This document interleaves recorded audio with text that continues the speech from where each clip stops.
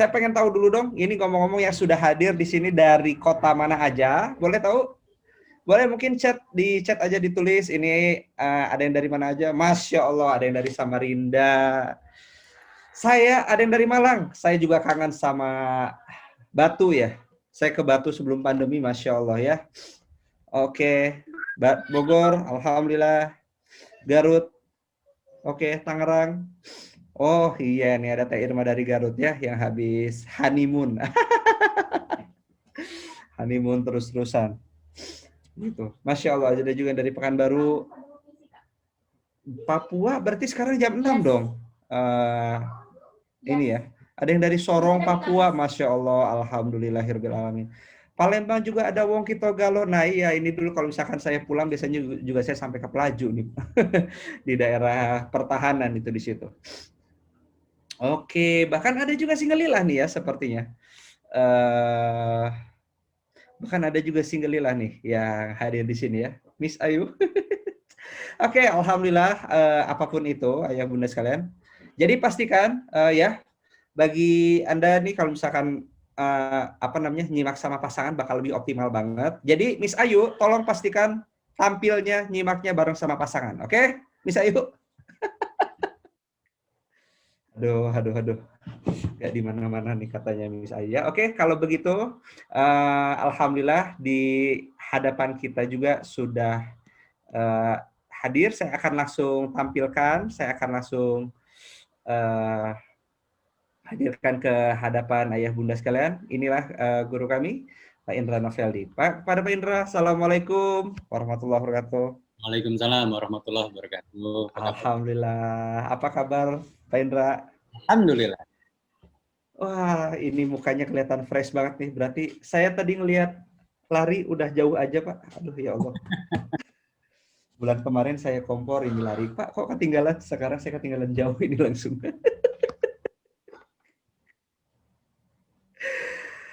Alhamdulillahirrahmanirrahim.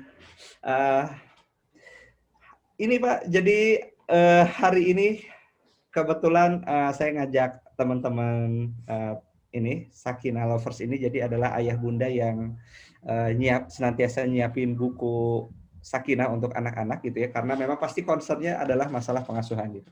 Nah, cuman ini nih menariknya nih kadang-kadang yang biasanya sering saya dengar nih Pak keluhan-keluhan yang biasanya kayak gini nih. Ini kenapa ya suami saya tuh mau saya ajak buat bareng-bareng kok kayaknya susah gitu. Nah itu gimana? Diajak bareng-bareng apa dulu nih, Canon? Bikinnya atau ngerawatnya, Pak? Oke. Jadi kalau kita bicara apa nih, kan tema kita sore hari ini kekompakan ayah bunda dalam mendidik anak ya. Iya. Sebelum kita ngomong mendidik anak, kan ada pertanyaan yang lebih dasar lagi nih, Canon. Ya. Sebagai suami istri udah kompak belum? Suami istri? Udah kompak belum? Nggak usah ngomong sebagai ayah bunda dulu. Sebagai suami istri gitu. udah kompak belum? Sudah satu bahasa belum? Sudah satu frekuensi belum? Sudah punya visi dan misi yang sama belum? Sudah. Itu banyaklah hal-hal yang perlu ditanyakan terlebih dahulu. Jadi saat kita bicara kekompakan ayah bunda dalam pengasuhan itu cukup panjang pembahasannya. Termasuk juga kalau kita misalnya bisa melihat apakah saat berbicara pengasuhan level knowledge dari ayah dan bunda ini sudah setara antara ayah sama bunda. Karena kalau belum setara, nanti beda bahasa. Ya, yang diomongin apa, ditangkap pasangan apa. Kan jadi panjang urusannya kalau kayak gini. Wah, jangankan itu, saya jadi curiganya ini juga, Pak. Level awareness-nya itu, ya. kan itu perlu kita pastiin sama juga ya, Pak, ya, level awareness-nya itu ya. Betul, sebenarnya ini izin bicara bak belakang nggak apa-apa ya Canon ya? Oh iya, saya cerita dulu sedikit mungkin sama teman-teman Sakinah Lovers ya. Jadi kalau misalkan sama Pak Indra nih, jadi saya mau tanya dulu sama teman-teman sekalian, Sakinah, ayah bunda Sakinah Lovers sekalian. Yang suka makanan pedas siapa aja? Boleh mungkin kasih tahu di chat gitu. Yang suka makanan pedas siapa aja boleh? Saya suka. Oke, ada lagi? Ada lagi? Yang suka pedas? Pedas, pedas. Oh, pedas manis suka ya? Oh, oke. Suka pedas tuh kenapa suka pedas? Ya selera. Oh, oke. Kalau saya seger ya. Nah, gitu. Seger, menantang. Oh, nambah selera, bikin nafsu makan. Siap. Saya mau ceritain ya. Kalau misalkan ngobrol sama Gurunda Pak Indra Noveldi ini nih mirip kayak makan makanan pedas. Jadi apa namanya, apa yang disampaikan sama beliau itu realita yang kadang-kadang kita lupa, kadang-kadang kita ternyata benar kayak gini ya. Kadang-kadang kita pedas, tapi ternyata kalau kita di sini pada suka pedas, karena ternyata pedas itu nambah selera kita untuk berumah tangga, bikin makin nafsu sama pasangan. Oke, ini kan ada bikin makin nafsu ya. Dan menantang. Nah, insya Allah. Jadi nanti yang pasti kalau nanti kita ngedengerin ujangan dari Pak Indra gitu ya. Iya, soalnya tadi ada yang bilang nafsu nih, siapa nih tadi yang bikin nafsu nih? Mbak Ayu Puji nih bilang bikin nafsu makan kan. Nah, ini jadi kata-kata beliau ini insya Allah pedas gitu ya. Insya Allah pedas. Tapi saya sendiri ngerasain pedasnya itu benar-benar bergizi. Pedasnya bikin makin nikmat dalam berumah tangga, bikin makin, kalau kata Bunda Ayu Puji nih tadi nih, bikin nafsu. Kalau tadi pedas itu bikin nafsu makan, berarti ini kata-kata beliau ini nanti pedasnya itu bikin makin nafsu sama ya udahlah gitu ya. Jadi pastikan ayah bunda sekalian, silahkan dinikmati rasa pedesnya ini. Dan dulu saya juga rasa pedesnya itu tapi insya Allah itu menyehatkan, insya Allah. Jadi gitu ya, siap-siap kayak gitu. Lanjut Pak, Oke, silakan. kesannya horor banget ya, Nan. Jadi mungkin Enggak, kan pedes Pak, bukan horor ini Pak. Kalau horor kan gimana? saya kenalan dulu kali, Canun. Kan Iya mungkin boleh. yang baru pertama kali kenal saya, perkenalkan, nama saya Indra Noveldi, sehari-hari sebagai seorang konsultan pernikahan dan baru nulis satu buku. Ya, kalau Canun entah sudah berapa buku yang ditulis. Tapi dagingnya dari satu buku itu luar biasa Pak. Kan Pak Indra tuh dagingnya, bukunya tuh gizinya tinggi itu insya Allah. Alhamdulillah saat ini sudah masuk usia pernikahan yang ke-21 dan anak yang sekarang sudah kuliah. Jadi disclaimer dulu di awal bahwa apa yang saya sharing di sini bukan kebenaran mutlak. Ya, ini adalah hasil journey kami sebagai sebuah keluarga, ya tentunya tetap ada dasar knowledge-nya. Jadi, gimana cara menikmati obrolan sore ini? Yang pertama, ya, jangan ditelan mentah-mentah apa yang teman-teman dengar, lihat hari ini. Tapi juga jangan buru-buru ditolak. Siapa tahu yang diomongin benar. Benar ya, Canun ya? Jadi, betul. Dicerna aja dulu, ya coba ditelan aja dulu, pokoknya jangan langsung dilepas, gitu ya. Oke, kita lanjut. Jadi, satu hal yang juga mungkin saya ingin ajak teman-teman kalau topiknya adalah parenting, ya, kekompakan bersama pasangan. Coba, saya punya satu pertanyaan buat Anda. Apakah Anda sebagai orang tua sudah selesai dengan diri Anda sendiri? Maksudnya apa pula ini gitu kan, kok selesai dengan dirinya sendiri? Jangan sampai karena Anda belum selesai dengan diri Anda sendiri, Anda tanpa disadari membuat programming anak Anda jadi tambah berantakan. Ya, ini yang penting banget nih. Perlu kita berani bertanya ke diri sendiri, apakah kita sudah selesai? Maksudnya sudah selesai dengan diri sendiri itu gimana? Gini, waktu nikah, apa ekspektasi Anda? Ayo, coba saya pengen denger dulu deh, lihat dulu di kolom chat. Apa ekspektasi Anda waktu nikah? Nggak apa-apa ya, Janun ya, saya mundur sedikit ya. Silakan, nggak apa-apa. Bahagia, oke. Mbak Ardisa, bahagia. Oke, bahagia versi siapa Mbak Ardisa? Mbak Ardisa bisa mendefinisikan bahagianya? Punya banyak anak, walah, oke. Wow, Masya Allah. Nothing, Tapi waduh. Banyak tertampar. Oh, oke. Wah, alhamdulillah Mbak Marga. Iya, ternyata ada juga yang sudah cukup kenal dengan saya. Siap-siap tertampar sendiri. Waduh, serem amat. Pasangan saya bisa jadi teamwork dunia akhirat. Alhamdulillah. Oke, dimaksud teamwork itu apa? Nanti kita bahas. Quality time. Oke. Oke, apalagi hak ekspektasi Anda saat menikah. Ya. Gini loh, kenapa sih pertanyaan ini saya sampaikan kepada teman-teman semua? Ada pertanyaan besar ya saat kita menikah. Apakah kita sudah jadi pribadi yang siap untuk menikah? Tahukah Anda, sebuah pernikahan itu bisa harmonis, bisa sakinah mawaddah warohmah kalau diisi oleh dua individu yang berbagi kebahagiaan. Saya ulangi. Pernikahan bisa indah, bisa harmonis, bisa hangat, sakinah mawaddah warohmah kalau diisi oleh dua individu yang berbagi kebahagiaan. Pertanyaan saya, kalau kita berbagi kebahagiaan, berarti kita membagikan kebahagiaan kepada pasangan kita. Pertanyaan berikutnya, apakah kita sudah jadi individu yang berbahagia? Masya Allah. Jangan-jangan Iya. Anda saat menikah inginnya dibahagiakan oleh pasangan. Insya Allah, Iya. kalau Anda niat nikahnya ingin dibahagiakan oleh pasangan, Anda dapat pasangan yang mirip, yang juga ingin dibahagiakan. Nah, Wah, kan yang suami cakep. dibahagiakan, yang istri ingin dibahagiakan. Terus yang mau bahagiain sopo? Cakep. Datanglah pihak ketiga yang menawarkan, hai. Aduh. Jadi inilah yang saya maksud dengan kita menjadi pribadi yang selesai dengan diri sendiri, itu baru satu faktor. Ya, pertanyaan saya berikutnya, bisakah kita mengklaim diri kita bahagia kalau kita ternyata masih punya luka pengasuhan? Ini hidden monster nih, Kang Canun.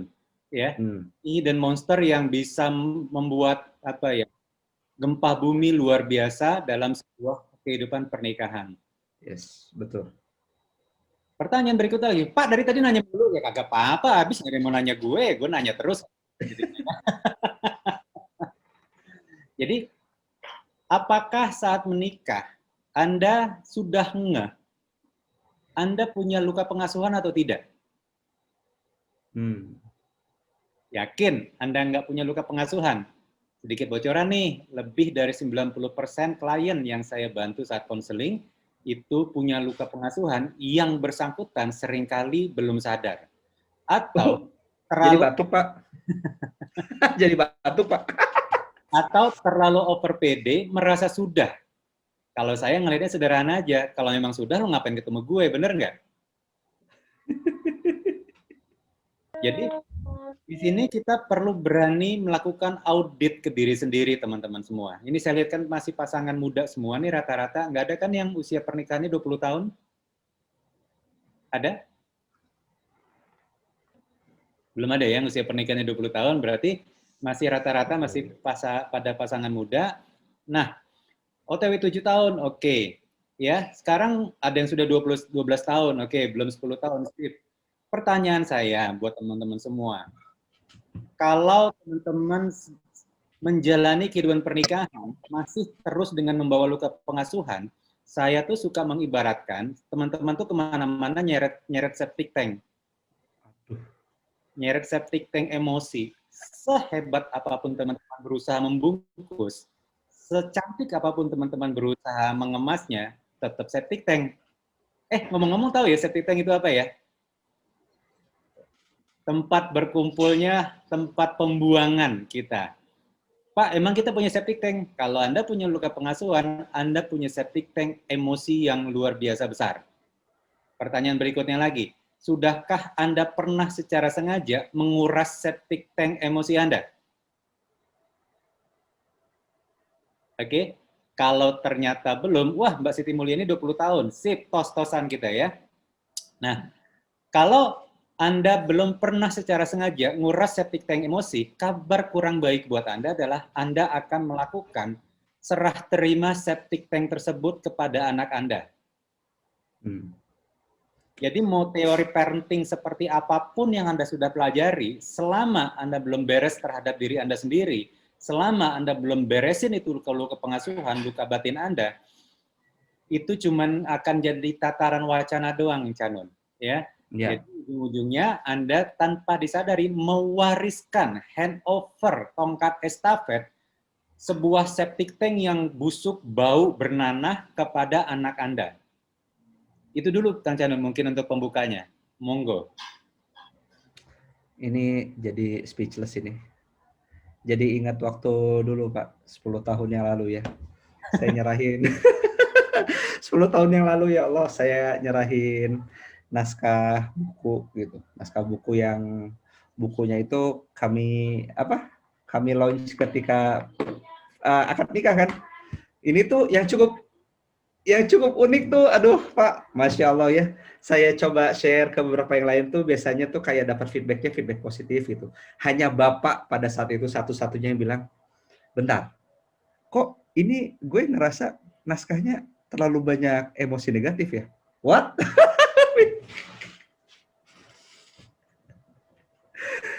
Wah itu Pak, itu kalau seandainya dulu mungkin kami nggak ketemu sama Bapak juga nggak dapat awareness itu Pak. Itu awareness yang mahal banget, yang alhamdulillah itu bisa ngebantu kami dalam menjalani 10 tahun pernikahan kami Pak. Alhamdulillah Pak. Itu kalau misalkan nggak kayak gitu kebayang. Ini saya jarang cerita ya, saya jarang bocoran aja ke banyak orang. Karena ternyata alhamdulillah Pak, awareness itulah yang bikin kami dulu, saya pribadi dulu ya, hampir ngerem. Dulu tuh saya hampir adu jotos sama ayah saya sendiri Pak. Bayangin. Wah itu kalau nggak ada awareness itu mungkin kejadian itu.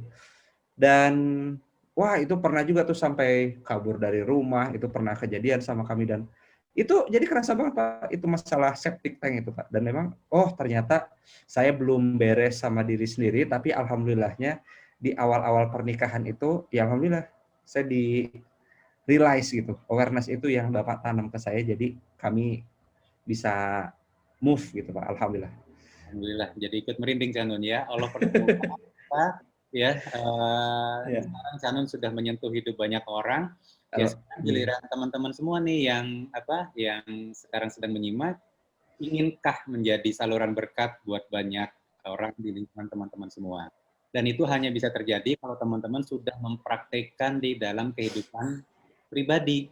Jadi bukan cuma di tataran wacana, di tataran teori. Ya, oke. Apalagi nih yang kita bahas, Janun? Oh iya, sebentar. Nah, jadi nah sekarang kayak gini Pak, kan cukup banyak juga misalkan sebagian di antara teman-teman ya, kalau kami dapat curhatnya itu kadang-kadang kan juga gini juga nih, misalkan apa namanya? Gimana dong kalau misalkan ternyata selama ini ya, selama ini saya baru sadar sekarang misalkan nih ternyata tentang septic tank tadi, sedangkan anak saya sudah besar dan itu kan anak nggak bisa dipaus kehidupannya Pak, nggak bisa tolong diam dulu, seret gitu, Oke. paus, saya beresin dulu. Nah, dengan kondisi kayak gitu dan kadang-kadang saya mungkin ada konflik terus-terusan sama pasangan, apa yang perlu saya lakukan Pak? Misalkan, kenapa saya ngerasa pasangan saya itu cuek banget? Iya. Oke. Status yang catatan, aduh, setan karena dari tadi pagi udah nge-zoom dulu, jadi udah keluar jadi. Oke. Jadi kondisi yang Canun tanyakan itu adalah status yang saya alami, Canun. Ya. Statusnya adalah terlanjur menikah dan terlanjur jadi orang tua. Masya Allah, terlanjur semua Pak. Ini feedback di mana ya? Ya udah, sudah saya matikan. Jadi terlanjur jadi pasangan dan terlanjur jadi orang tua. Kok terlanjur? Iya, orang waktu nikah nggak punya ilmunya, bener nggak? Iya, Sok betul. pede. Kayak siapa tuh yang ketemu saya di Bandung waktu itu, Canun masih inget ya? 10 tahun yang lalu gitu kan ya. Jadi pede banget kehidupan pernikahan, sama seperti saya dulu, Canun. Jadi terlanjur menikah dan terlanjur punya anak. Ya, terlanjur menikah, terlanjur punya anak, dan sama sekali belum punya bekal ilmu yang memadai untuk menjalani kehidupan pernikahannya. Apalagi untuk menjalani kehidupan sebagai orang tua. Berarti sadarnya kan sudah terlambat dalam tanda petik. Apa yang bisa dilakukan sudah terlambat ke situ. Nomor satu, ya, berani jujur ke diri sendiri, sadar, ya, sadar sesadar-sadarnya, oke, gue punya PR. Oke, ternyata udah terlanjur nih, udah terlewat banyak fase-fase golden moment lah, apalah di anak, nggak apa-apa. Ya, karena saya pun mengalami. Maksudnya gimana? Mungkin baru sadar kami punya banyak keterbatasan sebagai orang tua saat anak kami sudah kelas 4 atau kelas 5 SD. Berarti sudah usia 10 tahunan. Sudah 10 tahun menikah, baru mulai secara sengaja menambah ilmu jauh lebih banyak dibandingkan yang dibutuhkan. Ya, jadi kalau kita kondisinya ngerasa sudah terlanjur, yang tidak ada kata terlambat. Ya, teman-teman semua, tidak ada kata terlambat. Tapi memang ada konsekuensinya. Apa konsekuensinya? Konsekuensinya adalah kita perlu kerja keras yang lebih dibandingkan dengan mereka-mereka yang sudah punya bekal ilmu yang cukup sejak menikah. Ya, berani terima konsekuensinya. Dan kita juga berani melihat level kerusakan yang mungkin sudah terjadi di pasangan kita, level kerusakan yang mungkin sudah terjadi di anak kita. Terus habis itu ngapain lagi? Kita ukur level kompetensi kita ukur level kapasitas kita. Apakah kita mampu dengan level yang kita miliki untuk menyelesaikan masalah yang ada? Kalau belum mampu, berarti perlu secara sengaja, secara eksesif, secara ekstensif, nambah ilmu gila-gilaan. Pak, nambah ilmu tuh gimana caranya? Ya belajar. Belajar gimana? Baca buku, salah satu belajar. Berapa buku yang dibaca? Berapa buku yang dibaca? Gini deh. Gimana cara mengejar ketertinggalan? Baca buku lebih banyak, lebih cepat. Ya, Anda berpacu dengan waktu. Persis yang Canun bilang tadi, kita nggak bisa time out dengan anak. Ya, kita baru sadar, dah banyak hal yang belum dilakukan nih. Waduh, ternyata banyak level kerusakan nih. Anakku, tunggu ya. Aku orang tuamu mau bertumbuh dulu. Sayangnya nggak bisa. Kebayang dengan level ilmu yang pas-pasan, berusaha membesarkan anak, sambil jalan, sambil level kerusakannya terus terjadi. Horor nggak kira-kira? Ya, dan itulah yang kami alami, yang kami nikmati. Ya, keren banget nikmati prakteknya Metami Jabang Bani. Intinya itulah yang kamu berani bertanggung jawab. Ya, bertanggung jawabnya gimana? Kami sadar bahwa kami ada hal yang belum kami lakukan saat awal menikah dulu, dan kami bertanggung jawab untuk memperbaiki kerusakan yang kami buat sendiri, baik secara sengaja ataupun tidak sengaja kepada pasangan dan juga ke anak. Ya, mungkin teman-teman belum banyak yang kenal saya secara pribadi. Canun sudah kenal saya sudah sejak lama banget, bahkan sudah kenal dengan anak kami. Ya, Canun pun tahu persis perjuangan kami sebagai orang tua, bagaimana membesarkan anak yang punya luka batin gara-gara orang tuanya oon. Gara-gara orang tuanya nggak punya ilmu. Gara-gara orang tuanya sok tahu mempraktekkan ilmu yang didapatkan dari buku, berusaha dipraktekkan mentah-mentah kepada anak. Hati-hati dalam mencari ilmu, hati-hati dalam mempraktekkan ilmu yang teman-teman sudah dapatkan. Jangan mentah-mentah langsung dipraktekkan. Anda perlu mahir meramu ilmu yang teman-teman miliki menjadi sebuah hidangan yang bergizi buat keluarga kita. Ya, jadi kalau teman-teman ternyata belum punya banyak bahannya, knowledge-nya di sini, ilmunya, yang mau diramu apaan? Caranya Mbak Widi, caranya apa cara meramunya? Ya, gini deh. Siapa di sini yang begitu lahir langsung jago masak? Ada? Pastinya nggak ada, bener kan? Tapi sekarang kan teman-teman saya yakin ada yang sudah mulai jago masak. Bagi yang sudah jago masak, masih ingat awal-awal belajar masak dulu gimana rasanya? Bumbu lengkap di depan mata. Langsung bisa membuat masakan yang enak? Seringkali rasanya nggak karu-karuan. Rasanya kayak air laut, bener gak? Nah, sama teman-teman. Itulah pentingnya kita secara bertahap mampu mengasah skill. Jadi, ada yang namanya knowledge, ada yang namanya skill.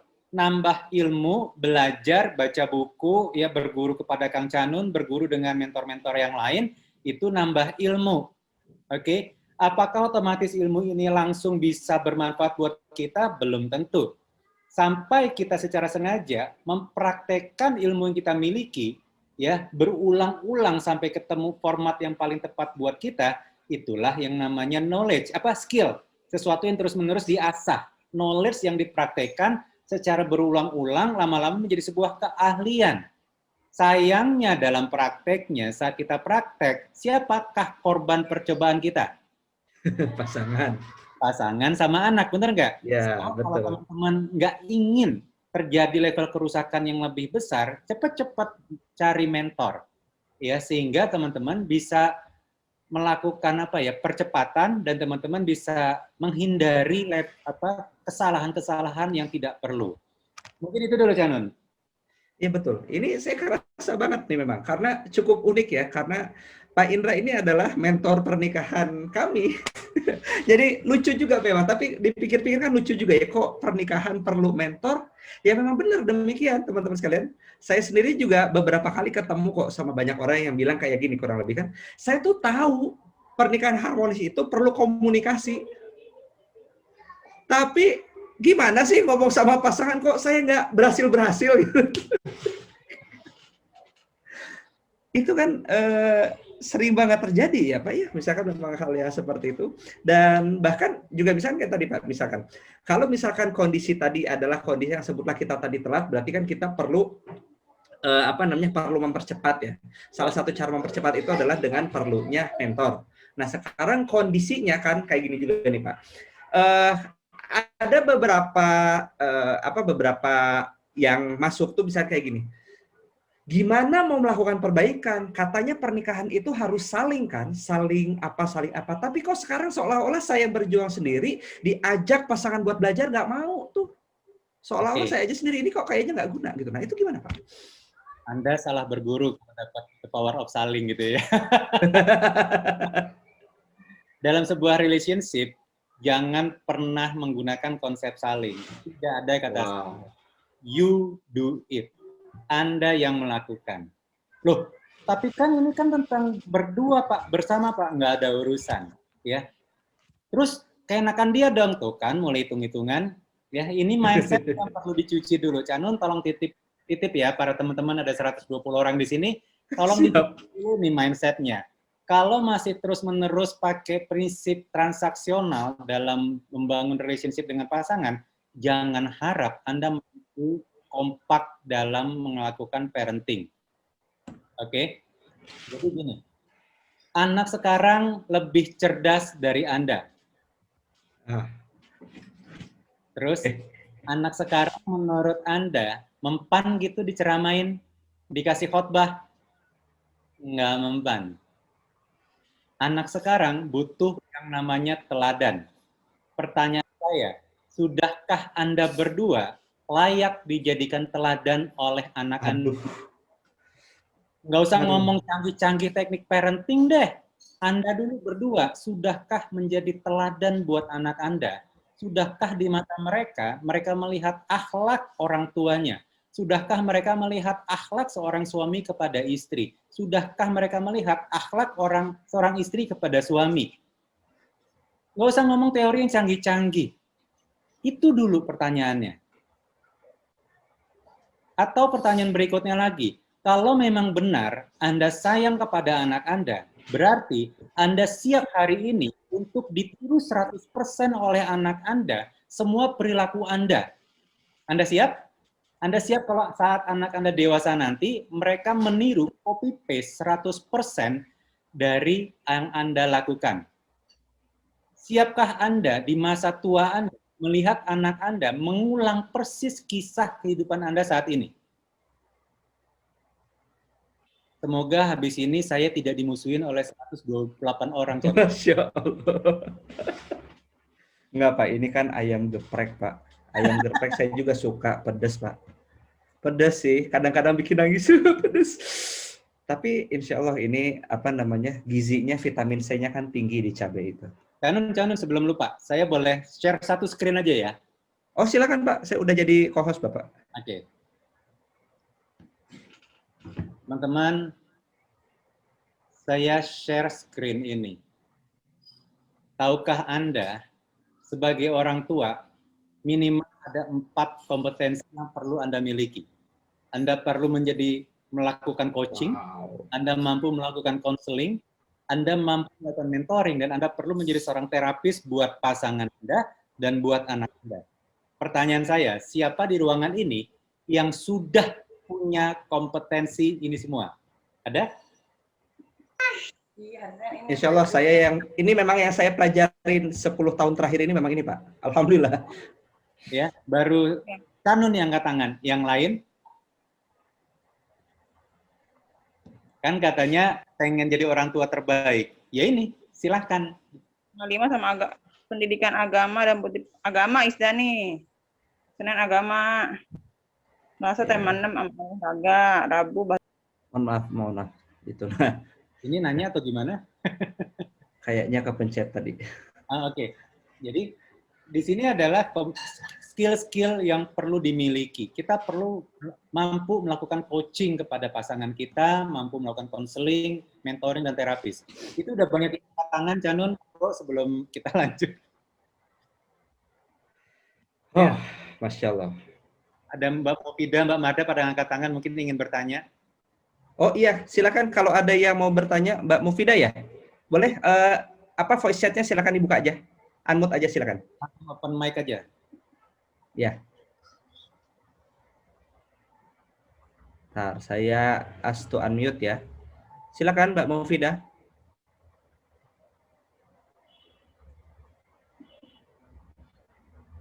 Mbak, atau ini kepencet Mbak? Mohon maaf. Mastiin aja saya.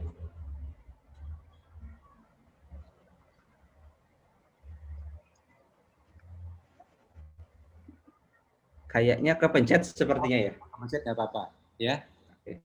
So 4 kompetensi ini perlu secara sengaja kita miliki ya.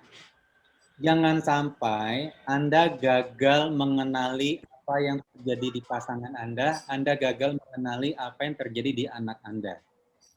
Saya serta istri baru mulai enggak saat anak kami kelas 4 SD. Kebayang nggak selama tahun-tahun itu apa yang dirasakan oleh anak kami? Dan sedikit bocoran buat Anda, butuh waktu belasan tahun buat kami untuk melakukan proses reprogramming buat anak kami. Ada yang butuh aqua? Silakan kalau mau minum dulu. Oh, mohon maaf sebelumnya. Monggo. Mas Janet. Ya, Pak, ini kita sesi bertanyanya bisa langsung atau nanti ada? Monggo langsung. Satu pertanyaan 7.500. Ya Allah. Silakan, Mbak. Ya, ini saya yang bilang nothing tadi itu ya, waktu menikah itu sudah ada bekal apa? Enggak ada sama sekali. Karena di pikiran saya dan juga pasangan waktu itu karena apa ya? Enggak, betul-betul kami itu yang penting udah nikah gitu aja. Enggak. Dan ini ilmu tentang keluarga, ini baru beberapa bulan belakangan saya lihat. Itu pun setelah gabung dengan ada itu istrinya Mas Canun, Mbak Fufu, apa siapa ya? Ya, Mbak Fufu. Mbak Fufu, ya. Oh, ternyata banyak ya mentor-mentor ini. Yang kelas 7 perempuan lah. Jadi banyak ya ternyata, kok ada ya mentor-mentor keluarga kayak gini gitu. Ya, dan yang tadi Bapak awal-awal bilang tadi itu betul-betul tamparan. Udah ini enggak pasang kita sama apa udah siap enggak kita nerima kalau anak meniru kita full gitu kan. Nah, sementara dengan segala keterbatasan dan saya secara pribadi itu punya istilah itu luka pengasuhan yang luar biasa. Saya aslinya Padang. Jadi saya perempuan di antara 5 laki-laki. Oke. Saudara laki-laki. Dan itu kami besarnya di kampung, orang tua sibuk kerja pertanian itu pulang malam sehingga besar di kampung, sehingga kayak apa ya, siapa kuat dia yang ini gitu. Oke. Keluarga itu. Jadi mungkin luka pengasuhan, kekerasan demi kekerasan yang dialami itu menumpuk di alam bawah sadar. Betul. Dan ini yang akhirnya ketika saya sadari, ketika emosi saya terpancing, terhadap suami, terhadap anak, itu yang sulit untuk mengontrolnya, Pak. Oke. Dan kalau orang bilang-bilang maafkan diri gitu kan, saya udah maafkan, dan bahkan keluarga saya maafkan. Saya tahu itu mereka tuh udah dikasih Allah nomornya sekian, yang mau bagaimana lagi gitu. Mereka dengan segala keterbatasannya. Cuman yang tersublimasi di otak, di alam bawah sadar, nah ini yang susah untuk dikontrol gitu. Oke, sebenarnya Mbak Asni, Kang Canun punya sebuah cara yang sangat powerful. Nanti bisa tanya teknik cleansing-nya ke Kang Canun. Cuman kalau Mbak Asni mau cara yang simpel dari saya adalah, Mbak Asni pernah nulis diary? Dulunya rajin, waktu kuliah rajin dulu Pak, sekarang enggak lah. Oke, Mbak Asni sekarang coba beli 1 rim kertas. Ya. 1 rim berapa sih harganya sekarang? Berapa? 50.000?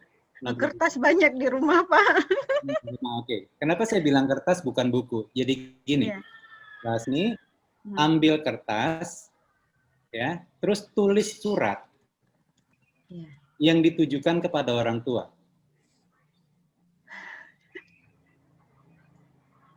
Mbak Hasni mau ngomong apa? Dan bukan di usia Mbak Hasni sekarang. Tulislah seakan-akan Mbak Hasni masih usia 14 tahun, ya, atau mungkin 12 tahun. Journey yang di situ. Saya rajin nulis surat di usia itu ke ayah saya, kebetulan dia di Malaysia kan. Oke, cuman saat itu kan masih banyak hal yang tidak bisa diungkapkan, benar nggak Mbak Hasni?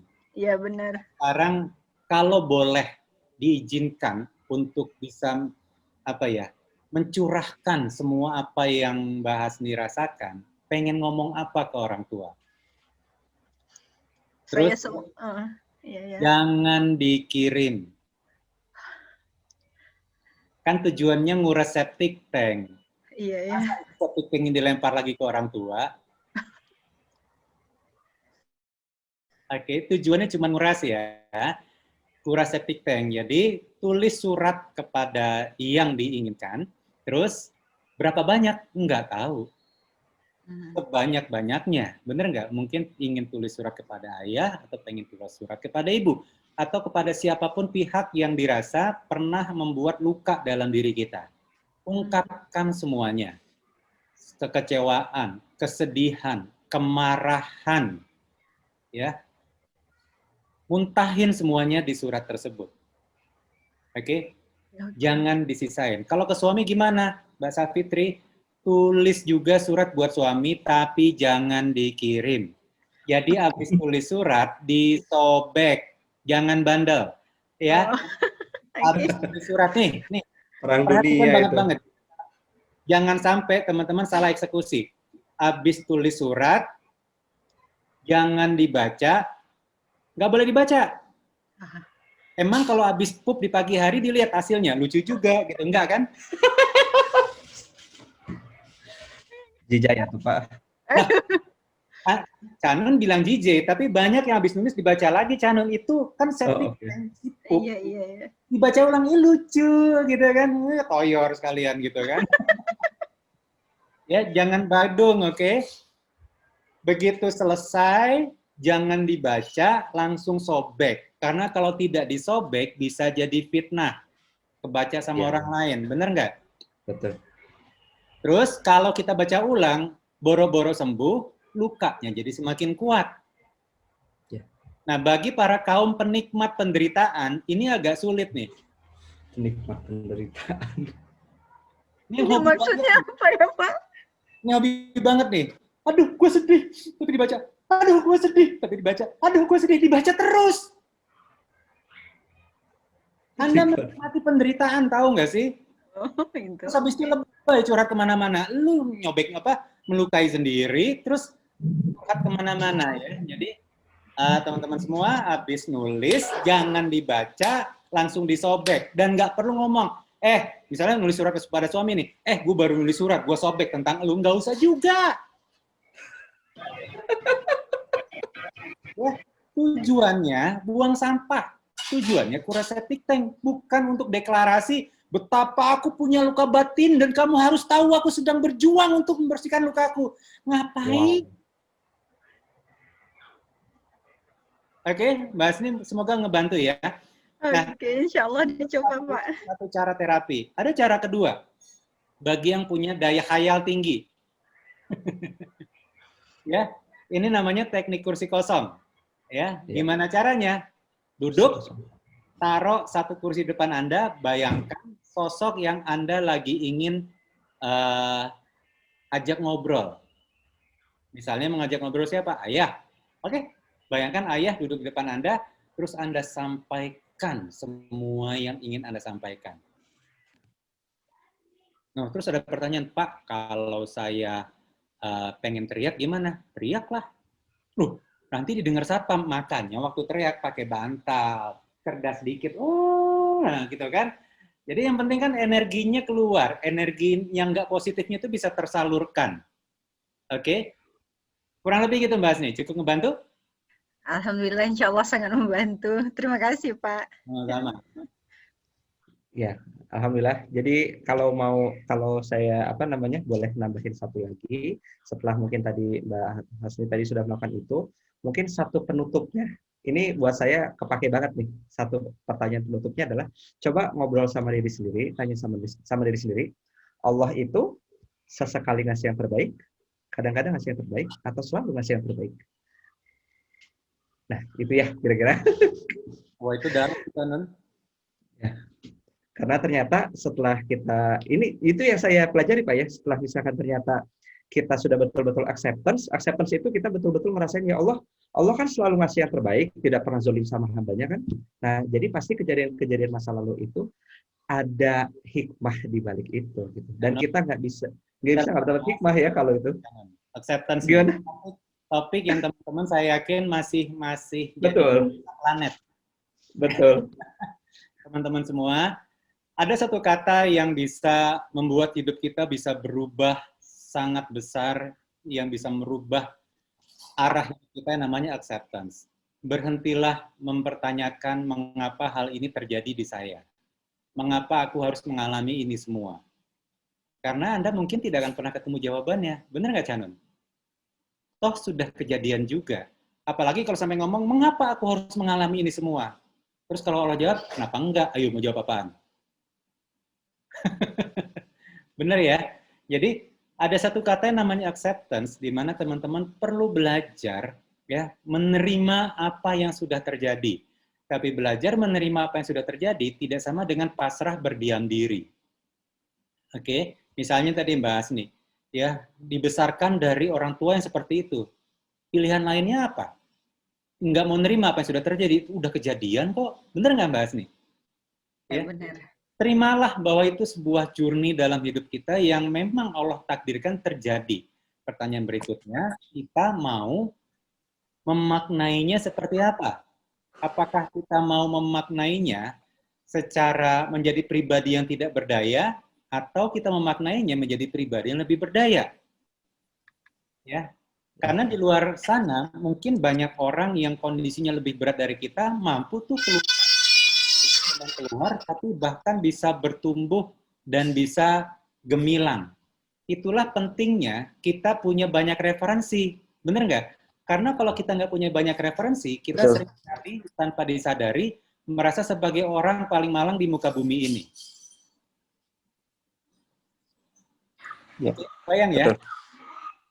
Jadi acceptance sebuah konsep yang teman-teman perlu banget belajar ya. Kalau cuma tahu artinya mah gampang, acceptance adalah menerima. Iya tahu, itu kan terjemahan gitu kan. Tapi bagaimana mengaplikasikan acceptance kepada diri kita, seperti yang Canun bilang tadi, kayaknya nggak mungkin deh Allah ngasih sesuatu ke kita, nyusahin kita. Kalau Allah ngasih itu ke kita, pastinya bagus. Nah, itu adalah sebuah kerja keras untuk bisa memberikan makna terhadap apa yang sudah terjadi. Pak, tapi saya belum mampu. Nggak apa-apa, ya, buang sampah dulu. Ya, buang sampah dulu, bersih-bersih dulu, karena agak berat untuk ujuk-ujuk memaknai, berpikir positif. Gini. Teman-teman, apa yang kita obrolin sore hari ini bukan aliran berpikir positif. Boleh nggak sih berpikir negatif? Boleh. Boleh, tuh kan. Kalau China udah hafal tuh. Karena berpikir positif tidak selalu bagus, berpikir negatif tidak selalu buruk. Bener nggak? Betul, Pak. Contoh, nyebrang jalan. Saya positif selamat. Modiar sampean. Bener nggak? Di situ kita perlu tetap berpikir negatif, ya. Perlu jadi lebih waspada. Nah, teman-teman, kalau teman-teman rajin belajar, teman-teman insya Allah akan bisa bisa memberikan makna yang berbeda terhadap journey-journey yang kita jalani. Ya. Oke. Nah, saya mau izin share satu screen lagi, Canun. Silakan Pak. Ya. Teman-teman, ada dua kecerdasan yang sudah sering kita tahu ya, ada yang namanya IQ. Benar ya? Ya. Ada yang namanya EQ. Cukupkah kita punya dua kecerdasan ini untuk membangun sebuah relationship? Untuk orang tua? Kurang. Kurang, oke. Sekarang kita lihat, ada lagi namanya SQ. Spiritual quotient. Ya, Pak Ari Ginanjar nih, spesialisasinya, benar nggak? Kalau AQ, ada yang pernah tahu nggak? Adversity. Ini baru ya. Adversity quotient. Bagi yang lain, apaan tuh Pak adversity quotient? Canun, bantu jelasin Canun, adversity quotient itu apa Canun? Sederhananya, adversity quotient itu adalah kecerdasan untuk senantiasa bertahan melewati tantangan dalam kehidupan. Iya, sederhana tapi tidak mudah. Oke? Ya. Kalau kita sebagai seorang anak tidak pernah disiapkan oleh orang tua kita menghadapi ketidaknyamanan dalam hidup, jangan harap saat besar otomatis mampu menghadapi challenge-challenge, tantangan-tantangan yang ada. Oke? Contoh nih, teman-teman, yang kalau berbeda pendapat dengan pasangan, terus bibirnya maju 5 cm, manyun, mencucu, kira-kira itu adversity quotient-nya udah bagus belum? Sudahlah adversity quotient-nya kurang, EQ-nya pun agak-agak mengharukan. Bener nggak, Canun? Mengharukan. Iya, begitu Pak. Teman-teman perlu secara sengaja belajar ya, karena ternyata ada tiga kategori nih mereka di level adversity quotient. Ada typical quitter yang gampang banget nyerah. Ada yang udah usaha, habis itu istirahat, camper. Dia bikin kan di situ. Yang penting gue udah usaha, sekarang udah agak mendingan, ya udah enak di sini. Atau Anda typical climber. Typical climber adalah typical orang yang tidak pernah puas. Dan sebenarnya ini sudah ada di hadis ya, Canun ya. Kan kalau di hadis bilang kita selalu diajak untuk terus bertumbuh. Kalau hari ini lebih baik dari kemarin, artinya kita orang beruntung, benar nggak? Ya. Kalau hari ini sama dengan kemarin, artinya kita orang merugi. Kalau hari ini lebih buruk dari kemarin, kita orang yang celaka. Artinya apa? Apakah artinya kita disuruh jadi camper oleh Rasulullah? Enggak. Enggak. Kita terus diminta untuk jadi climber. So, pertanyaannya, sudahkah kita masuk kategori climber seperti ini? Jangan sampai baru dapat tantangan sedikit sudah bodoh amat lah, beginilah, begitulah gitu kan. Oke, itu dulu Canun. Mangga dilanjut pada teman-teman. Ya. Dan climber ini Pak, ada di surat Al-Ankabut ayat 49 ini Pak. Mangga. Ya, itu keren banget ayatnya. Bismillahirrahmanirrahim. Wallazina jahadu fina lanahdiyannahum subulana. Dan buat mereka-mereka yang senantiasa bersungguh-sungguh berjuang, kan ini ya, climber banget ya. Maka insya Allah akan kami bimbing mereka benar-benar, mereka ke jalan kami. Dan wa innallaha lama'al muhsinin. Jadi udah ada climber kalimat awalnya. Kalimat keduanya itu adalah Allah pakai kata inna. Biasanya kalau di Al-Quran ada kata inna itu kurang lebih stepnya kayak gini. Bro, please dengerin gua. Ini penting banget. Please, lu ini berita penting banget. Nah, inna tuh sampai kayak gitu. Wa innallaha, nah, dan Allah bilang innanya itu Allah yang bilang kan di surat Al-Ankabut ayat 49. Innallaha lama'al, dan Allah pasti membersamai orang-orang yang muhsin, orang-orang yang climber dan senantiasa ikhlas dalam climbingnya. Wah, keren. Keren ini, Pak. Masya Allah. Jadi, iya. Itu udah banyak banget yang teman-teman bisa dapatkan. Betul. Ya, Pasti jadi Allah akan bersamai. Benar ya Chandun ya? ya Bagi mereka insya Allah. tumbuh dan Insya Allah. belajar. Dan jadi nanti kalau buat sahabat-sahabat sekalian, kebetulan juga saya memang udah ada niatan sih, bulan April memang mau ngadain cleansing dengan harapan nanti bulan Ramadan tuh kita udah berlatih untuk menerima acceptance. Kalau misalkan memang nanti pada berkenan, mungkin nanti April bakal saya sampaikan ya ininya seperti apa gitu. Malah jadi saya yang ini ya ngajak. Soalnya tadi dibilang sama Bapak nggak maksud sebenarnya Pak. Bagus dong, biar teman-teman punya Iya, insya Allah. sarana ya, ada yang ngebimbing. Iya betul. Jadi tadi saya sempat baca, saya sudah cleansing, saya sudah beres, tapi saya masih sering marah. Namanya belum selesai itu mah. Iya betul. Belum bersih. Ya, gini deh, Pak, kayaknya ngerasa udah jago banget bisa ngomongin kayak gitu. Yang bilang jago siapa? Saya ngomong di sini kan karena pernah babak belur. Oke. Cuman gini deh, juri terbaik kita di muka bumi ini ada 2. Pertama, pasangan kita. Yang kedua, anak kita. Ya. Anda bisa pasang topeng di luar sana. Tapi pasangan kita dan anak kita adalah juri terbaik di muka bumi ini. Yes. Kalau misalnya mereka diajak ngobrol curhat, ya, dari hati ke hati, kira-kira apa yang akan mereka katakan tentang Anda. Dan kalau kira-kira yang ngajak ngobrol punya skill, punya kemampuan untuk ngorek, apakah yang akan dikatakan oleh mereka tentang Anda? Akankah mereka mengatakan betapa bangganya, betapa bahagianya mereka menjadi pasangan Anda? Betapa bangganya, betapa bahagianya mereka menjadi anak Anda? Atau ini jawaban mereka? Apa ya? Kalau sampai seperti itu cara mereka merespon, itu sudah alarm. Oke, enak banget ya jawabannya ya.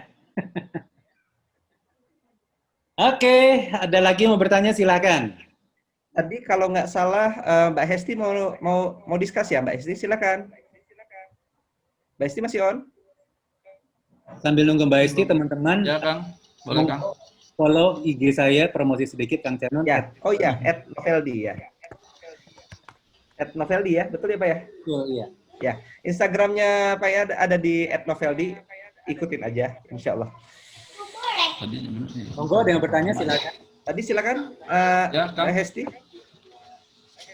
Ya Kang Canun, Assalamualaikum warahmatullahi wabarakatuh. Waalaikumsalam warahmatullahi wabarakatuh. Bener, saya baru kali ini se-excited banget gitu. Kemarin tuh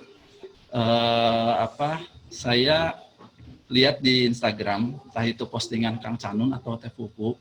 Waktu itu terus saya scroll ke stalking ke Instagramnya Pak Indra. Terus di situ ada ngelihat bahwa buku yang ini punya Pak Indra. Nah, saya di situ lihat bahwa di situ juga ada buku ini tuh wasilah keutuhan pernikahan Kang Canun, katanya di sini kan ada. Nah, saya termasuk orang yang terlanjur juga mungkin Pak ya, kalau bisa dibilang terlanjur.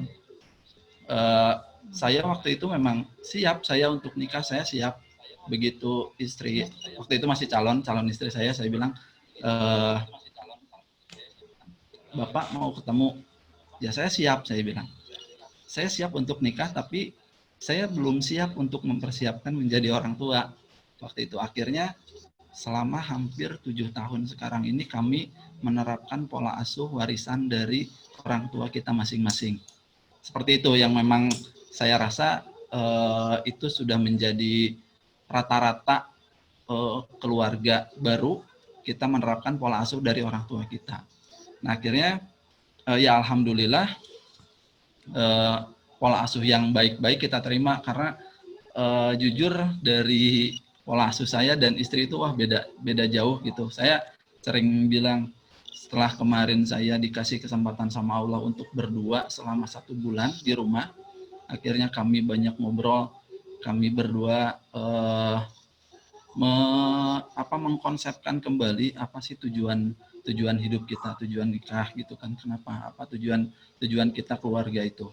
Nah akhirnya yang Bapak bilang tadi, kita itu harus memperbaiki kerusakan. Nah, untuk parameter saya, Pak, butuh berapa lama untuk memperbaiki kerusakan kami yang sudah terlanjur seperti Bapak gitu. Bapak terlanjur tadi setelah anak usia 4 tahun ya, atau kelas 4? SD kelas 4 ya. Nah, mungkin kami orang-orang yang saya khususnya orang yang menyesal, tapi saya merasakan ini adalah penyesalan yang saya syukuri. Saya lebih cepat menyesal dan saya ingin berusaha menjadi lebih baik. Nah, parameter untuk memperbaiki kerusakan ini yang sudah terlanjur ini dibutuhkan berapa lama? Mungkin itu Pak, kira-kira Pak. Ya, Terima dengan kasih. siapa nih? Saya dengan Sugiat Pak. Ugi ya? Ugi, panggilannya Ugi. Oh, Mas Ugi. Oke, Mas Ugi. Iya, siap. Pasti pertanyaannya, jawabannya akan berbeda karena tiap keluarga unik ya, tiap anak pun unik. Yang membedakan terutama antara Mas Ugi dengan kondisi saya adalah waktu saya sadar dulu belum banyak mentor di bidang pernikahan yang seperti sedang Mas Ugi nikmati hari ini. Jadi boleh dibilang hampir semuanya otodidak ya, belajar sendiri, dan zaman internet belum ada. Jangan tanya untuk gue ya. Ya, jadi internet waktu anak kami kelas 4 itu ya so-so lah gitu ya, belum seperti sekarang. Yang zaman internet kalau dicolok ke modem masih nah itu kebayang nggak? Ya, gimana bisa cepat. Nah, poinnya adalah dulu kami otodidak sehingga butuh waktu yang sangat lama. Oke, dan juga belum ada guru-guru, mentor-mentor yang spesialisasinya bergerak di bidang ini. Bayangin Mas Ugi ya, jadi Mas Ugi beruntung sekarang. Apalagi beruntung ada di komunitasnya Canon. Ikuti deh apa yang Canon sampaikan, guidance yang diberikan. Itu akan mempermudah, mempercepat ya. Apalagi kalau sampai bisa mentoring secara pribadi. Emang bisa, nggak tahu apakah Canon bersedia saat ini apa enggak. Kalau dulu sih masih bersedia, sekarang bisnisnya tambah besar kayaknya lagi agak perlu. Enggak, Pak. Justru udah saya buka lagi Pak, insya Allah Pak. Oh, udah dibuka lagi. Ya, jadi karena rasa syukur saya banget dulu ya, di mentor langsung sama Pak Indra. Jadi alhamdulillah ada kesempatan sekarang saya kemarin buka grup mentoring di s.id apa tadi teh NB Komunitas. Jadi ada Nikah Barokah Community, insya Allah di situ rutin. Dan beberapa di sini kan juga ada yang sudah ikut kan NB Community itu, siapa aja boleh tahu nggak siapa aja yang kemarin ikut tuh? Kayaknya tadi ada Teh Atik, perasaan tadi ada Teh Atik ya. Jadi ada beberapa yang sudah ikut juga, insya Allah. Nah ya tuh ada yang sudah ikut. Jadi berjalan ya, semoga. Kemarin kita lagi latihan, pekan kemarin lagi latihan untuk membangun visi keluarga. Oke, good. Ya, jadi bisa ikut komunitasnya Canon dan bisa belajar banyak di sana. Dan yang berikutnya, apakah cukup berguru kepada satu orang? Jawabannya enggak. Oke, bukalah kesempatan untuk berguru ke banyak orang. Kenapa? Karena masing-masing guru punya kelebihannya masing-masing. Betul. Jadi jangan mengkultuskan seseorang. Betul. Ya, sejak awal pun saya sudah bilang ke Canon, jangan cuma belajar sama gue, bener nggak? Betul. Tapi sama yang lain. Ya, karena kan saya tidak ideal, saya tidak sempurna, banyak area di mana saya yang belum punya kompetensinya. Belajarlah sebanyak-banyaknya pada guru. Itu yang saya maksud, nanti ujung-ujungnya kita punya kemampuan sebagai seorang koki meramu dari materi-materi yang bahan-bahannya sudah ada sebelumnya. Kurang lebih gitu ya, Mas Tugi ya. Jadi berapa lama ini sangat tergantung dari seberapa cepat kita mau belajar, ya. Seberapa cepat kita mau bertumbuh, dan yang pastinya seberapa istiqomah dalam kita melakukan istighfar. Wah, ini lebih penting lagi nih. Jangan nanti buru-buru ingin melakukan A, B, C, D, tapi lupa melakukan istighfar dalam prosesnya. Kok perlu istighfar? Iyalah, kok berani-beraninya nikah tanpa bekal? Ya Allah. Iya juga Pak, betul. Ada nasib anak orang yang dalam pertanggungjawaban kita, benar nggak? Terus kita punya anak sendiri dari kita yang kita tanpa bekal yang cukup. Istighfar dulu gitu loh. Istighfar juga kenapa? ternyata saya masih punya amarah kepada orang tua saya. Ternyata saya punya banyak dosa daripada orang tua saya. Saya punya banyak salah pada pasangan saya. Ini yang dulu belum saya lakukan. Jangan ulangi kesalahan saya. Jangan sombong mengandalkan kekuatan pikiran sendiri. Terjerembab nanti Anda. Sejak awal, libatkan Allah dalam prosesnya. Minta dilembutkan hati kita. Minta dibukakan hati kita. Minta diberikan kemampuan untuk bisa memaafkan.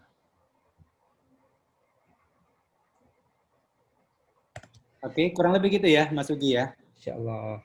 Merinding saya Ya, mendengarnya, Pak. terima kasih banyak Pak Indra. Sama-sama. Masya Allah. Merinding saya dengarnya, Pak. Apalagi ternyata kan setelah apa ya namanya? Memang di satu sisi apa ya? Saya tuh kebetulan juga belajar sih, Pak, dari salah seorang sahabat yang nikahnya dari tahun 2008, tapi sampai sekarang qadarullah belum punya anak. Padahal dicek medis tuh, cek sperma sehat semuanya. Aman, pokoknya nggak ada masalah gitu. Dan itu tuh saya jadi dapat aha momen tuh ketika belajar juga dari salah satu guru yang beliau bilang kayak gini, anak itu adalah tamu istimewa yang diundang sama suami istri, ayah ibunya kan, untuk hadir dalam kehidupan kita atas kehendak dan persetujuan Allah. Nah, yang jadi bahan pertanyaan saya itu tuh, kenapa ya Allah kok nggak ACC ke saya 3 anak gitu, tapi tidak meng-ACC ke sahabat saya, belum meng-ACC ke sahabat saya kan. Dan mungkin buat teman-teman kita semua yang sekarang menjadi orang tua, kita tuh sudah di-ACC loh sama Allah, yang ngundangnya kita. Nah, sekarang pertanyaannya adalah, apa harapan Allah nitipin anak ke kita? Mau diapain sama kita, sebetulnya itu pasti ada harapan Allah kan? Anak itu bukan milik Anda. Anak itu dititipkan kepada Anda. Iya itu. Ya kan? Nah, dan ternyata waktu saya cek-cek lebih lanjut, jawabannya itu ada di surat Al-Baqarah ayat 30 ternyata, Pak. Ini ja'ilun fil ardi khalifah. Tuh, aduh, dengan kondisi kita mungkin boleh jadi, mungkin belum kompak, belum gimana, ternyata Allah tuh waktu istri lagi positif gitu ya, itu tuh seolah-olah kan Allah bilang kayak gini, wahai hambaku, itu nitip ya, itu ada khalifah kecil di dalam rahim, tolong dibesarkan jadi khalifah. Aduh. Ngomong-ngomong soal khalifah, Canun, kita punya dalam sejarah kisah namanya Al-Fatih. Iya, betul. Ya, sosok yang luar biasa sekali yang mampu menaklukkan sebuah negara, sebuah kota, Canun. Ya, kota yang besar itu. Novel. Jadi hebat ya? Iya, hebat. Al-Fatih? Iya, betul. Lebih hebat. Salah satunya pengasuhannya kan, Pak. Orang tuanya yang lebih. Orang tuanya Yang sudah menyiapkan Al-Fatih menjadi sosok yang sedemikian luar biasa. Kalau teman-teman baca sejarah, orang tuanya sudah mendesain apa yang akan dilalui Al-Fatih sejak kecil. Sudah mendesain Al-Fatih perlu berguru kepada siapa. Sudah mendesain karakteristik apa yang perlu dimiliki oleh seorang Al-Fatih. Pertanyaan saya buat Anda, sudahkah kita punya desain buat anak kita? Kalau untuk hidup kita sendiri aja kita belum punya desain. Masya Allah. Wah, itu. Nah, itu Pak. Telak itu Pak, kalau misalkan pertanyaannya seperti itu Pak. Jadi buat teman-teman yang masih singgelilah ya. Nah, Miss Ayu nih, sambil nunggu jodoh, sambil nyiapin tuh yang kayak gitu-gitu ya. Sambil nyiapin mempersiapkan. Karena kalau tadi Pak Indra tadi bilang ada 4 skill tadi kan, yang coaching, konseling, terapi, dan itu tadi Pak. Yang saya ngerasain justru memang 4 skill itulah yang dibutuhkan untuk kita bisa ngedidik seorang khalifatul fil ardh, memang itu Pak. Toolsnya memang yang saya gunakan selama ini begitu. Dan aduh, Masya Allah ya. Kita jadi pada speechless semuanya di sini ya. Mohon maaf lahir batin. Mohon maaf lahir batin. Hati-hati Pak, rumah jadi banyak surat cinta. Iya. Ada pertanyaan bagus nih dari Mbak Vini. Kalau banyak guru apa nanti nggak akan bingung terima yang mana Pak? Karena kan akan ada perbedaan pendapat nantinya. Bagus banget pertanyaannya. Jadi gini, saat kita berguru, milikilah mentalitas seperti ini. Tidak ada guru yang sempurna. Oke, dan jangan pernah membentur-benturkan antara guru satu dengan yang lain. Kalau dalam proses kita ngerasa, kok beda ya yang diajarkan si A sama si B, ya yakinlah tetap ada kebenaran yang disampaikan di sana. Cuman mungkin cara kita memaknai ilmu yang disampaikan belum nyampe. Mohon maaf. Dah, saya buat lagi. Nah, kalau mau aman, gimana dong? Jangan di tahap awal langsung banyak guru, keleyengan atuh. Di tahap awal, bergurulah kepada sosok yang Anda punya kepercayaan. Oke, ya. Kebayang nggak? Kalau di tahap awal, seperti Canun 10 tahun yang lalu, membabi buta berguru ke banyak orang. Oke. Perlu kita secara sengaja menetapkan dasar pondasi yang solid dulu dalam kerangka berpikir kita.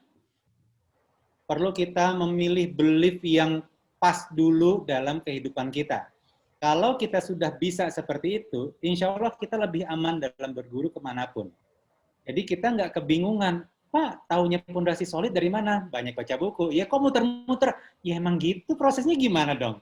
Ya, beruntunglah Anda kalau kebetulan dalam perjalanan hidup Anda dipertemukan oleh seorang guru. Saya sendiri tahun 2009 dipertemukan. Nah, Canun dipertemukan dengan saya dipertemukan dengan mentor saya. So, kenapa Anda dari sekarang tidak berdoa, ya, dipertemukan dengan mentor yang bisa merubah hidup Anda? Tahun 2009.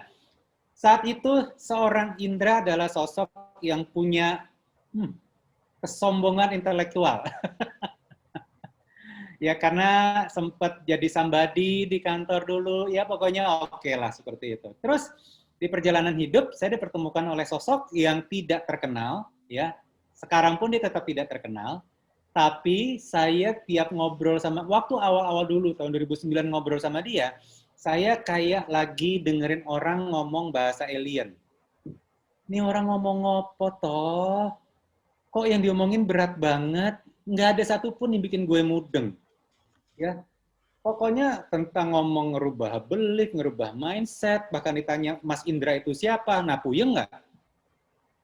Ya, dulu kan belum banyak ya guru-guru yang ngebahas tentang bahasan topik-topik seperti ini.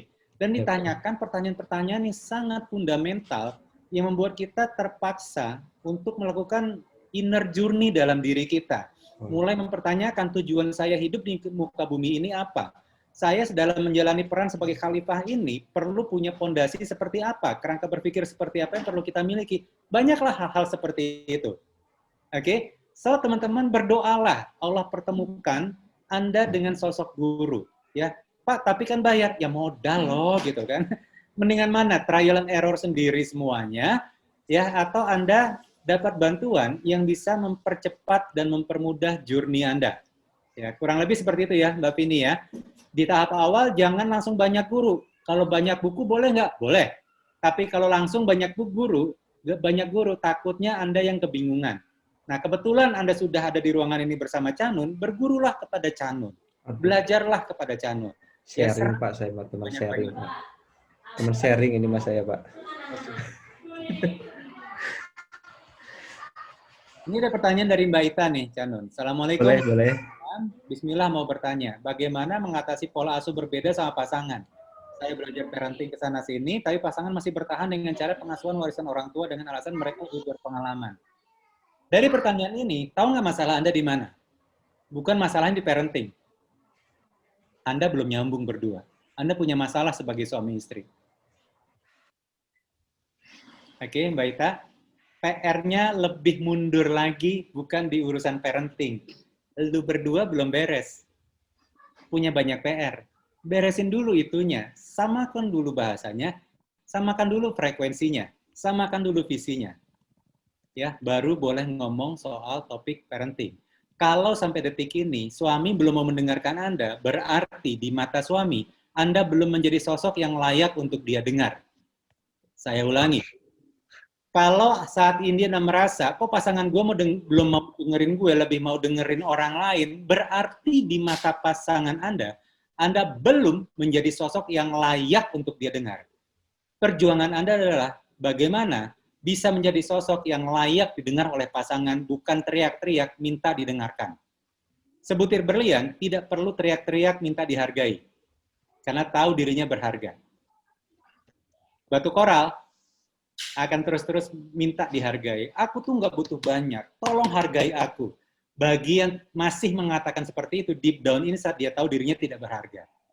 Tugas Anda adalah berjuang, mengasah diri, menempa diri, sehingga pasangan Anda mau mendengarkan Anda. Kanun? Ya, saya speechless Pak mendengar ya Pak. Aduh, jadi keingatan memori-memori pada saat dulu merasakan pedas-pedasnya itu tadi Pak. Tapi ya justru inilah yang jadi dirasakan gizinya. Karena memang tadi ini ya intinya memang apa namanya pengasuhan tidak tepat itu memang biasanya problemnya kan ada di kita ya Pak ya, yang belum kompak. Karena kalau misalkan ini katanya sih ini bukan hadis ya, tapi apa ya saya lupa. Katanya kalau misalnya ada yang bilang al-ummu al-madrasatul ula, itu tuh ada yang bilang itu bukan hadis sih, tapi anggaplah kita ambil itu ya. Kalau ibu adalah guru pertama bagi anak-anaknya, maka ayah itu sejatinya adalah kepala sekolah kan. Mohon maaf, suara siapa? Maka ayah itu adalah kepala sekolah kan. Nah, jadi ya gitu Pak. Cuman kan kadang-kadang ya balik lagi tadi Pak. Mungkin karena memang tadi ada keterbatasan pemahaman dari awal menikah, jadinya kan mungkin banyak juga yang merasa bahwa peran saya nih sebagai suami ya udah selesai nyari nafkah. Nah, pas banget nih Canun. Langsung nyambung kita, padahal gue udah nyiapin, tapi Canun langsung frekuensi kita nyambung ternyata. Oke, Alhamdulillah Pak. ini nih. Bagi yang punya prinsip itu, tugas gue cuma cari nafkah. Mohon maaf, dah. Oke, tugas saya cuma cari nafkah. Tuh, lihat tuh obrolan di Al-Quran tentang parenting. Oh, Dari 17 percakapan tentang pengasuhan, 14. sebentar. Ada suara siapa lagi kak ini? Dah Pak. Ya, dari 17 obrolan tentang pengasuhan di Al-Quran, 14 diantaranya adalah percakapan ayah dan anak. Jadi siapakah yang sebenarnya punya tanggung jawab paling besar dalam mendidik anak? Suami. Ayah lah si sang Ya. suami. Kalau punya pola pikir, mindset seperti yang Jamin bilang tadi, gue udah selesai tanggung jawab dengan apa? Dengan mencari nafkah. Perlu baca lagi Al-Qur'annya. Tahu nggak tanggung jawab paling utamanya apa, Canun? Ini melindungi diri dan keluarga dari api neraka. Betul. Ya, ini saya kasih share ya. Kewajiban terbesar seorang suami, ya, izin saya share lagi. Tolong dinikmati, misuh-misuhnya belakangan. Misu. Ya Allah. Kewajiban terbesar seorang laki-laki itu bukan kasih makan sama istrinya, bukan memberikan rumah untuk istrinya. Kewajiban terbesar seorang suami adalah menggandeng istrinya menuju surga Allah SWT dan menyelamatkan istrinya dari api neraka. Kata Allah Jalla Jalaluh, ya ayyuhalladzina amanu qu anfusakum wa ahlikum nar. Wahai orang-orang beriman, jagalah diri kalian dan keluarga kalian dari api neraka. Jangan hanya menjadi mesin pencari uang. Banyak lelaki hanya menjadi mesin pencari uang, kerja ngasih makan istrinya demi anak-anaknya. Engkau akan ditanya pada hari kiamat, apa yang kau ajarkan kepada istrimu? Apa yang kau ajarkan kepada anak-anak? Maka semoga dengan engkau menjalankan tugas ini, perjalanan hidupmu diberkahi oleh Allah SWT.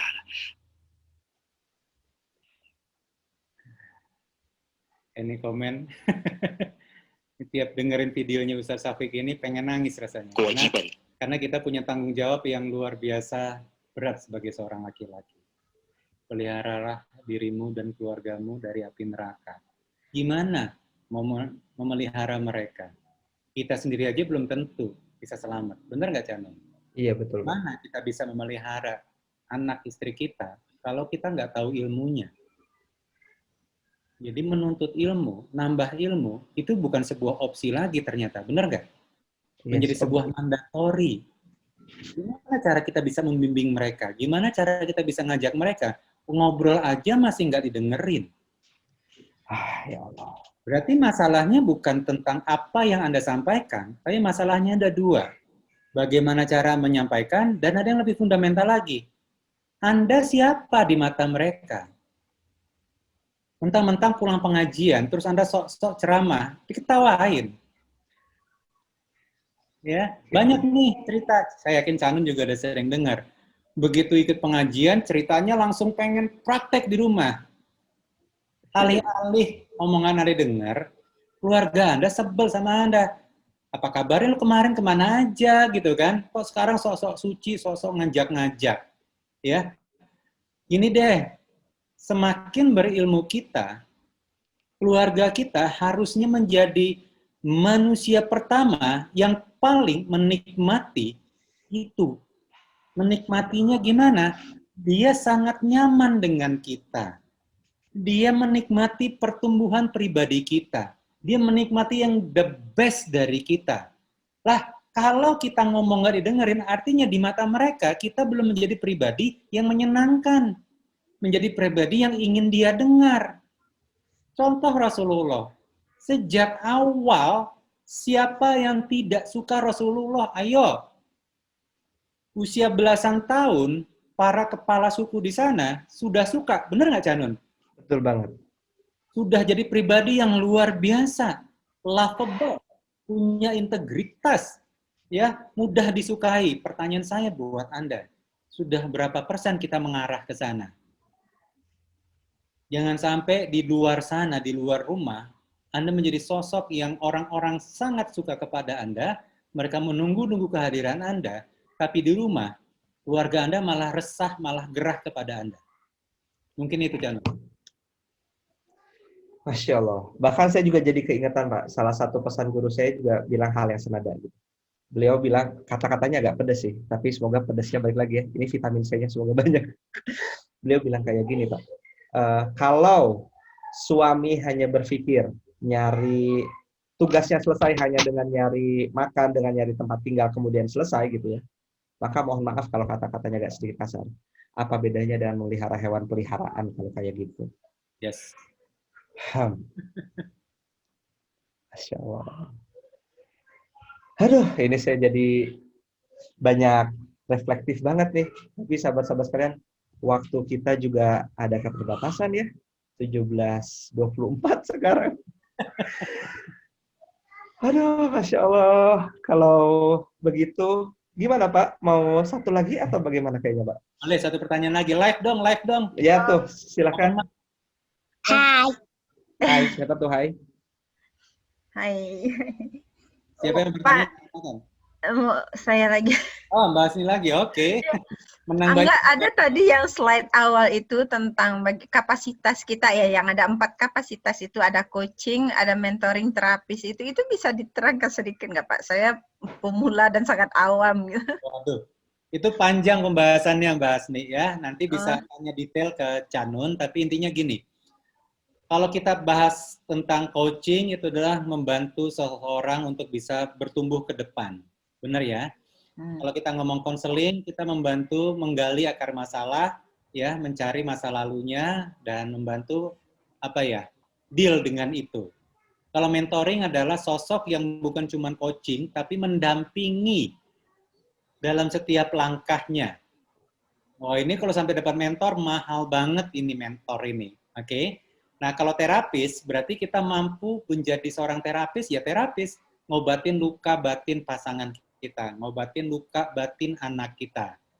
Ya, jangan berharap bisa jadi terapis kalau kita sendiri masih punya luka. Mudah-mudahan ngebantu ya Mbak Asni ya. Oh, luar biasa itu Pak. Jadi pengen ini tambah penasaran untuk gabung dengan itunya Mas Canun. Mangga. mohon nanti informasi ya Mas ya Pak ya. Insya Allah. Padahal Bapak juga bukannya ada ini Pak, ada program Pak. Oke, ya, teman-teman, insya Allah doakan nggak lama lagi sedang dibangun, sekarang sedang beta testing ya, sebuah aplikasi yang namanya Diskusi Keluarga. Wah, Masya Allah. Jadi teman-teman nanti bisa dengerin saya dan juga guru-guru yang lain, termasuk Canun juga nanti di sana, ya akan banyak berbagi topik-topik seputar keluarga, ya mulai dari pasangan, parenting juga ada, finansial pun ada. Jadi teman-teman, insya Allah dalam waktu dekat sebelum semester kedua ini sudah bisa launching nanti, ya bentuknya seperti apa? Video. Ya, video nanti banyak video-video pembelajaran ya yang dibuat secara interaktif dan teman-teman bisa juga nanti bisa belajar secara mandiri dan itu di situ sudah didesain kurikulumnya sedemikian rupa. Jadi mulai dari sebelum nikah tuh gimana, awal-awal nikah tuh gimana, terlanjur nikah tuh gimana, memulai parenting tuh gimana, ya pokoknya banyak lah topik-topik tentang obrolan di ruang diskusi keluarga. Mohon doanya ya. Ya, terus di IG saya nantinya. Dan Pak, kalau seandainya mau dapat buku Bapak yang kira-kira bertanda tangan tuh gimana Pak? Ini deh, aduh, kalau tanda tangan mungkin di-pooling ke Canun aja kali nanti ya. Berapa orang, nanti saya kirim ke Canun gitu loh. Oh, mau kayak gitu aja. Siap. Polling aja ya, butuh berapa bukunya, nanti saya tinggal kita tektokan aja. Karena saya kan perlu juga order secara khusus kepada penerbitnya. Kan belum mandiri nih Canun, nanti belajar. Oh gitu. Ya, siap. Saya juga jadi keingetan ini Pak, perasaan udah ngirim naskah buku tentang leadership suami ke Bapak nih, tapi kayaknya belum. Oh, ini jadi nodong di sini apa ya? Aduh, kenapa nodongnya di sini? Japri. Oh iya, harusnya Japri itu. Masya Allah. Oke, alhamdulillah. Terima kasih banyak, Pak, sudah sudah membersamai kami. Nah, sebelumnya saya pengen tanya dulu nih sama sahabat-sahabat sekalian yang ada di sini, boleh tahu nggak siapa yang ngerasain pembelajaran hari ini manfaat banget? Boleh tahu? Sebutkan di chat. Alhamdulillah. Ya, karena sahabat-sahabat sekalian kayak gini, saya memang juga menjalani bisnis gitu ya. Menjalani bisnis gagal, nyesek sih gitu ya. Nyesek sih. Tapi ya udah ketika misalkan gagal, nyesek, misalkan ada rugi ya, ada loss misalkan kayak gitu, ya udah gitu. Memang perlu bangkit lagi gitu kan. Tapi dengan itu aja ilmu bisnis tuh banyak banget tuh saya pelajarin tuh. Ada ilmu tentang jualannya, bikin timnya, sistemasi bisnisnya, dan itu banyak banget itu luar biasa banget itu. Nah, tapi sekarang kalau bisnis aja kita belajar mengupayakan untuk itu tidak gagal gitu ya, atau profesi itu kita belajar dengan mengupayakan semoga profesi kita baik-baik saja gitu. Bagaimana dengan keluarga kita? Katanya kalau misalkan ditanya lebih penting mana, karir atau keluarga? Biasanya kita lantang menjawab keluarga. Tapi mana yang sering kali kita pelajari? Mana lagi yang sering kali, apalagi Pak? Mana lagi yang sering kita pelajari? Mana lagi yang sering kita perjuangkan dalam segi tenaga, energi, waktu yang lebih banyak kita habiskan itu kira-kira yang mana? Gitu. Dan seandainya misalkan terjadi kegagalan di dalam keluarga, sesekan mana sih sama di bisnis gitu? Jadi kalau misalkan dibilang bisnis jangan sampai bisnis atau karir jangan sampai gagal, apa-apalah lagi keluarga. Maka sahabat-sahabat sekalian, insya Allah semoga ini mah hanya jadi pemantik ya, karena waktu kami terbatas. Ini hanya mungkin 1,5 jam di sini, jadi tidak mungkin semuanya itu bisa tersampaikan. Meskipun sebetulnya keinginannya sih mungkin aja. Keinginannya mungkin aja, tapi karena keterbatasan waktu, realistisnya ini kami hanya bisa memantik. Semoga ayah bunda yang ada di sini dengan semakin banyak belajar gitu ya, dengan semakin banyak belajar. Nah, nanti belajar mangga bebas. Saya juga tadi udah bikin community namanya Nikah Barokah Community. Mungkin kalau Teh Desi Timufida ya, mungkin boleh tanya sama rangersnya ya. Itu di mana. Jadi kurang lebih itu dari tadi saya klik link sih, kalau misalkan memang nanti mau ss.id NB community itu diklik aja di mana namanya tuh di browser, insyaallah nanti kita belajar bareng-bareng. Nah, tadi juga Pak Indra juga bentar lagi mau ada tadi apa Pak? Diskusi keluarga ya Pak ya?